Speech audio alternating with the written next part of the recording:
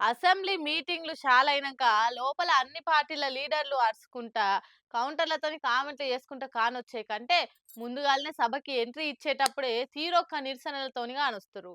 ఇయాల బీజేపీవోళ్ళు ఇగో ఈ తీర్ల నిరసనతోనొచ్చిర్రు. ఎవ్వరు తగ్గుతలేరు కదా. ఓ దిక్కు సీఎంతో సహా అధికార పార్టీలు అదానికి వ్యతిరేకంగా ర్యాలీలు తీసుకుంటా గానొస్తాయి, ఇంకో దిక్కు ప్రతిపక్ష పార్టీలు అసెంబ్లీకి తీరొక్క నిరసనలతోని వచ్చుకుంటా గానొస్తుర్రు. రైతులకు బేడీలేసినందుకు నిరసనగా నిన్న బీఆర్ఎస్ ఎమ్మెల్యేలు చేతికి బేడీలేసుకొని వస్తే, ఇలా కమలం పార్టీ ఎమ్మెల్యేలు ఇగో ఇట్లా ఎడ్ల బండెక్కి అసెంబ్లీకి వచ్చిర్రు.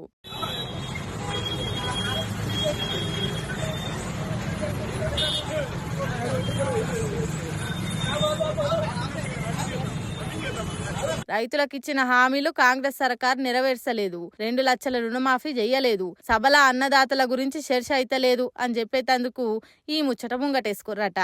ఇక చూసినోళ్ళు తీరొక్క కామెంట్లు చేయబట్టిరు. మీరే చెప్పాలిగా రైతుల గురించి అలా రందుల గురించి. సెంట్రల్ పవర్లున్న మీ బీజేపీ వాళ్ళే వ్యవసాయ బాయి మోటార్లకు మీటర్లు పెట్టిచ్చిరన్న ముచ్చట మర్చిపోయిర్రా ఎట్లా? ఢిల్లీలో వారాల కమానం రోడ్ల మీదనే ఉండి రైతు వ్యతిరేక చట్టాలొద్దని లడాయి చేసిన అన్నదాతల్ని అరిగోసలు పెట్టిచ్చిరని యాదలేనట్టు చేస్తుర్రా ఏంది? ఇన్ని చేసినా మీరు పక్క పాటోళ్ళు రైతులకేం చేస్తుందని ఎడ్ల బండి ఎక్కిర్రంటే ఏమనాలో మరి అనుకుంటా మాట్లాడుతుర్రు కొందరు. ఇక హామీల గురించి చెప్పుకుంటా జన్ ధన్ ఖాతాల దన్ పైసలు పడతాయని, నల్లధనం వెనకకు తెస్తామని ఎన్నెన్ని హామీలు చెప్పి అందులో ఎన్ని మీరు నెరవేర్చిర్రని అవతల పాటలు నడుచుకుంటామని బయలుదేరిర్రు అనుకుంటా లాజిక్కులు తీస్తురు ఇంకొందరు. మరి ఈ లెక్కన ఇంకా ఈ అసెంబ్లీ సెషన్లు పురాగా అయిపోయే వరకల్లా ఇంకేమేం కొత్త కాన్సెప్ట్లతోని పబ్లిక్ ముంగట్టుకొస్తారో చూడాలి.